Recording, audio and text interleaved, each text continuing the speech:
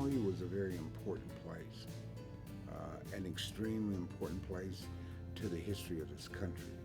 Not just to the history of North Carolina or the history of Macon County, you know. Cowee Mound is so very special. What's most special about it is just what it is for the Cherokee people.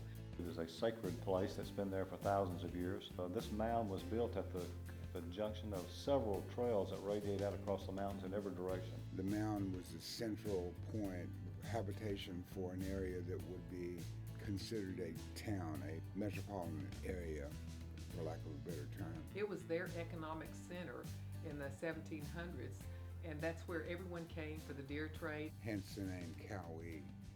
The word for the deer clan in our language is Cowee. So Cowee was called Cowee, or the deer clan town. A treaty was made in 1817 that took this land out of the hands of the Cherokees.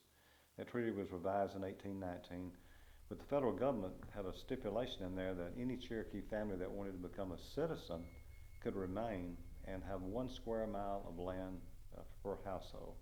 About 27 Cherokee families in and around Cowee opted to stay and to have a reserve of land here.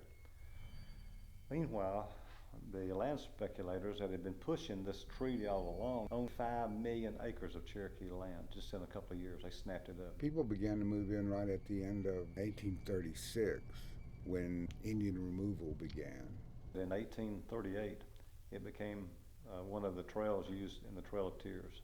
Cherokees were rounded up around the mouth of the Nantahala River, and so these wagon loads of Cherokees saw that mound for the last time as they were taken away out west. We could not resist the United States government or the people of the United States government. It was going to be, if you resist them, you were going to die.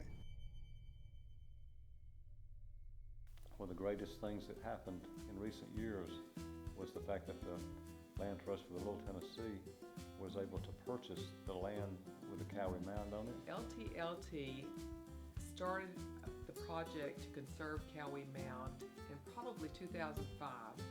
And Cowee Mound is a cultural site, but also has important farmland soil and also has a lot of Little Tennessee River frontage. So when we look at trying to conserve land, Cowee Mound was just the perfect project. We need to educate more people about the history of the land and the first people that lived on this land, so that they will have more respect for the land and have a hunger for the history, hunger to know who was here before.